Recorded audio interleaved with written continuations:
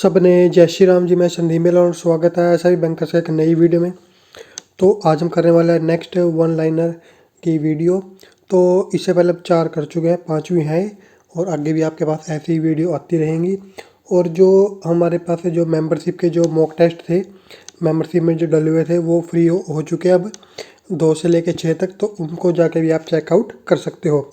तो चलिए शुरू करते हैं। फर्स्ट हमारे पास है, if customer is staying at one city and his address proof is of other city, bank can open account. यानी कि अगर कस्टमर है वो एक सिटी में रह रहा हो और उसका जो एड्रेस है वो दूसरी सिटी का हो तो बैंक जो है उसका अकाउंट ओपन कर सकता है। Customer can submit an OVD proof of address of his permanent address together with declaration about his current address for communication purpose. तो इस केस में क्या होगा, जो कस्टमर है वो ओवीडी सबमिट करेगा एड्रेस ऑफ प्रूफ के लिए, और जो उसका परमानेंट एड्रेस है, ठीक है, और उस यानी कि एक तो परमानेंट एड्रेस होगा और जो डिक्लेरेशन देगा उसका जो करंट एड्रेस है, ठीक है, उसकी भी। क्यों? ताकि अगर कोई कम्युनिकेशन जो करना है बैंक को उसके साथ तो उस एड्रेस पे वो कर सके। थर्ड है हमारे पास, bank can transfer an account from one branch to another branch. यानी कि कोई भी कस्टमर है वो एक ब्रांच से दूसरे ब्रांच में अपना अकाउंट ट्रांसफ़र करा सकता है। KYC updation does not require for bank account transferring one branch to another. और अगर आपके पास है एक ब्रांच में KYC आपकी अपडेट है तो अगर आप जो ट्रांसफ़र कराते हो अपना अकाउंट दूसरी ब्रांच में तो आपको KYC अपडेट दोबारा कराने की ज़रूरत नहीं पड़ेगी। If a customer open a new account in his current bank which is KYC complete furnishing of document is not necessary. और अगर इस तरीके से है कि किसी कस्टमर का एक बैंक में अकाउंट है और वही कस्टमर उसी बैंक के अंदर एक दूसरा अकाउंट खोलना चाहता है तो उसको दोबारा से KYC जो प्रोसेस है उससे गुजरना नहीं पड़ेगा अगर उसकी KYC प्रोसेस पहले से ही पूरी है। नेक्स्ट है क्वेश्चन 6, BSBDA की full form, basic savings bank deposit account. Basic savings bank deposit account BSBDA offer certain minimum facilities free of charge to the holders without any requirement of minimum balance. तो जो BSBDA है उसमें कुछ minimum facility provide की जाती है account holder को, उसके लिए और कोई भी मिनिमम बैलेंस की ज़रूरत नहीं पड़ती। BSBDA में deposit of cash at bank branch as well as ATM और CDM, ठीक है। तो इसके कुछ फीचर्स हैं कि जो BSBDA अकाउंट होता है उसके क्या क्या फ़ीचर हैं। पहली बात तो डिपॉजिट करा सकते हैं बैंक में भी, ब्रांच में, और ATM या फिर CDM में भी। नेक्स्ट, रिसिप्ट और credit of money through any electronic channel, और क्रेडिट कर सकते हैं मनी, ठीक है, किसी भी इलेक्ट्रॉनिक चैनल के थ्रू। डिपॉजिट और collection of check drawn by central और स्टेट गवर्नमेंट एजेंसी, और डिपॉजिट कर सकते हैं फिर कलेक्ट कर सकते हैं चेक को किसी भी सेंट्रल या फिर स्टेट गवर्नमेंट एजेंसी के द्वारा दिए हुए चेक को। Next, no limit on number and value of deposit that can be made in a month, और जो BSBDA अकाउंट होगा उसके अंदर कोई भी नंबर जो लिमिट नहीं होगी कि इतनी वैल्यू जो इतनी बार डिपॉजिट कर सकते हैं या फिर इतनी वैल्यू एक बार में डिपॉजिट कर सकते हैं, उसकी कोई भी लिमिट नहीं होगी। नेक्स्ट, BSBDA में minimum of 4 withdrawal in a month including ATM withdrawal, यानी कि मिनिमम 4 बार पैसे निकाल सकते हैं, विड्रॉ कर सकते हैं, और उसमें ATM का भी विड्रॉल शामिल है। यानी कि अगर 2 बार ATM से कर लिया है तो बाकी 2 बार ही बचेंगे जो बैंक से ट्रांजैक्शन करने का, उसके बाद चार्ज लगेगा। नेक्स्ट, BSBDA ATM और ATM कम डेबिट कार्ड, यानी कि इसमें ATM या फिर ATM कम डेबिट कार्ड भी इशू किया जाता है। इशू ऑफ चेकबुक होता है। Next, holders of BSBDA will not be eligible for opening any other saving bank account in that bank। तो किसी पर्सन का, किसी कस्टमर का जिसका BSBDA अकाउंट है एक बैंक के अंदर, वो कस्टमर उस बैंक के अंदर अपना सेविंग अकाउंट ओपन, दूसरा सेविंग अकाउंट ओपन नहीं कर सकता।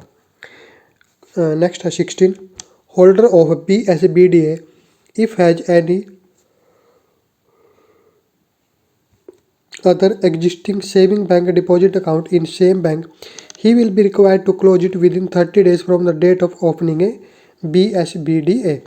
यानी कि अगर किसी पर्सन का एक सेविंग बैंक डिपॉजिट अकाउंट है किसी बैंक के अंदर, किसी ब्रांच के अंदर, तो अगर वो पर्सन उस ब्रांच के अंदर अपना जो नया अकाउंट खोलता है BSBD अकाउंट, तो उसको 30 दिन के अंदर अपना वो अकाउंट बंद करना पड़ेगा। यानी कि BSBD अकाउंट खोलने के 30 दिन के अंदर उसको अपना सेविंग बैंक डिपॉजिट अकाउंट बंद करना पड़ेगा। नेक्स्ट है 17, bank should take declaration from the customer that he is not having a BSBD in any other bank. और जो बैंक है उसको डिक्लेरेशन लेनी पड़ती है कस्टमर से कि कस्टमर का किसी भी दूसरे बैंक में BSBD अकाउंट नहीं है। यानी कि जो BSBD अकाउंट है वो एक कस्टमर का सिर्फ एक ही ओपन हो सकता है। नेक्स्ट है 18, RBI introduced banking ombudsman scheme under powers granted under section 35A of BRA। यानी कि जो RBI है उसने बैंकिंग ओम्बड्समैन स्कीम लागू किया है किसके अंतर्गत, उसके पास जो पावर थी कहाँ पर, under section 35A of banking regulation act. Complaint regarding to deficiency in service in deposit fair practice code credit card included in ombudsman scheme. अब जो ओम्बड्समैन स्कीम है उसके अंदर कौन कौन सी सर्विसेज जो है जिसकी कंप्लेंट की जा सकती है, deficiency in service like deposit में, फेयर प्रैक्टिस कोड में या फिर क्रेडिट कार्ड में, तो ये सारी की सारी कंप्लेंट ओम्बड्समैन में की जा सकती है। Next, in loans non observance of RBI directions delay in sanction और disbursement time schedules are also included in ombudsman scheme. और अगर लोन की बात करें तो RBI की डायरेक्शन को ना मारना, लोन जो सैंक्शन करने में डिले करना या डिसबर्समेंट में डिले करना या टाइम शेड्यूल जो RBI की जो गाइडलाइंस है उसके अनुसार ना चलना, तो ये सारी चीज़ जो सभी है इसकी भी जो कंप्लेंट ओम्बड्समैन में की जा सकती है। उसके बाद नेक्स्ट है 21, RBI has widen the scope of ombudsman scheme 2006। तो यहाँ से आपको क्या पता चलता है कि जो ओम्बड्समैन स्कीम है वो कब आई थी, 2006 में। Include deficiency arising out of sale of insurance mutual funds etcetera third party investment products by banks. तो इसमें और क्या इंक्लूड किया गया है RBI के द्वारा कि जो डेफिशिएंसी जो कमियां आती हैं किसके कारण, सेल के जो इंश्योरेंस सेल की जाती है बैंक के द्वारा, म्यूचुअल फंड या और कोई third party investment bank product जो बैंक के द्वारा दिए जाते हैं कस्टमर को, तो उसकी जो कंप्लेंट वो भी ओम्बड्समैन में की जा सकती है। नेक्स्ट है 22, mobile banking electronic banking services complaint would also be included in ombudsman. और जो मोबाइल बैंकिंग की या फिर इलेक्ट्रॉनिक बैंकिंग की जो कंप्लेंट है वो भी ओम्बड्समैन में की जा सकती है। नेक्स्ट है 23, customer should have complaint to the concerned bank first and wait for 30 days. तो ओम्बड्समैन में ऐसा नहीं है कि एकदम से ओम्बड्समैन में कंप्लेंट हो जाती है। ओम्बड्समैन में कंप्लेंट करने से पहले जो कस्टमर है उसको जहाँ पे उसके साथ कोई जो भी हुआ है यानी कि बैंक में, पहले उस बैंक में कंप्लेंट की जाएगी, उसके बाद 30 डेज तक उसका वेट किया जाएगा बैंक के रिप्लाई का। Complaint to ombudsman can be done in written or by electronic mode. और जो ओम्बड्समैन को जो कंप्लेंट है वो रिटन में भी कर सकते हैं और इलेक्ट्रॉनिक मोड में भी कर सकते हैं। 25, complaints are accepted only if they are made not later than 1 year after the complaint has received the reply from bank। और जो ओम्बड्समैन में जो कंप्लेंट की जाएगी वो 1 साल के अंदर करनी होती है। पहले जब कोई कंप्लेंट अगर आएगी मान लो कस्टमर को, तो वो कंप्लेंट करेगा बैंक के अंदर, 30 दिन का वेट करेगा। अगर उसका रिप्लाई नहीं आता या फिर रिप्लाई आ जाता है वो उससे संतुष्ट नहीं होता है, तो उसके 1 साल के अंदर उसको ओम्बड्समैन के अंदर कंप्लेंट करनी होती है। 1 साल से ऊपर लेट नहीं करना है। नेक्स्ट है 26, if no reply received not later than 1 year and 1 month from date of representation to the bank then complaint can be launch to banking Lokpal. और अगर पहले तो बैंक में की कंप्लेंट 1 महीने तक कोई रिप्लाई नहीं आया, उसके बाद ओम्बड्समैन में कर दी, 1 साल तक कोई रिप्लाई नहीं आया या फिर रिप्लाई आ गया लेकिन आप उससे संतुष्ट नहीं हुए, तो जो कंप्लेंट है वो कहाँ पे की जा सकती है? बैंकिंग लोकपाल के अंदर। नेक्स्ट है 27, maximum award up to 20 lakh can be given. और मैक्सिमम जो अवार्ड है वो कितना दिया जा सकता है? कंपनसेशन 20 लाख तक। Compensation not exceeding rate 1 lakh can also now be awarded by the ombudsman to the complaint for loss of time expense etcetera. और इसके साथ में जो कंपनसेशन दी जाती है, जो कंप्लेंट करेगा कस्टमर, उसको 1 लाख तक की, किस लिए? कि जो उसका टाइम ख़राब हुआ है, टाइम लॉस ऑफ टाइम, और जो उसके एक्सपेंस हुए हैं उसका भी सारे भरपाई की जाती है। नेक्स्ट है 29, if award is not implemented for more than 3 month. और अगर जो अवार्ड जो मान लो ओम्बड्समैन ने बोला है कि इतना जो कंपनसेशन आप दोगे, वो अवार्ड 3 महीने तक बैंक उसको नहीं देता है कस्टमर को, the report is to be submitted to customer service committee of the board. तो जो रिपोर्ट दी जाएगी उसको किसको? कस्टमर सर्विस कमेटी बोर्ड को उसको रिपोर्ट दी जाएगी। 30, make a disclosure in the balance sheet of the bank. और इसके एक डिस्क्लोजर भी जाएगा बैलेंस शीट में, बैंक की बैलेंस शीट में इसका एक डिस्क्लोजर भी बनेगा। Next 31, any party can file appeal within 30 days on receiving award or the ombudsman rejecting his complaint to appellate authority. और अगर मान लो ओम्बड्समैन में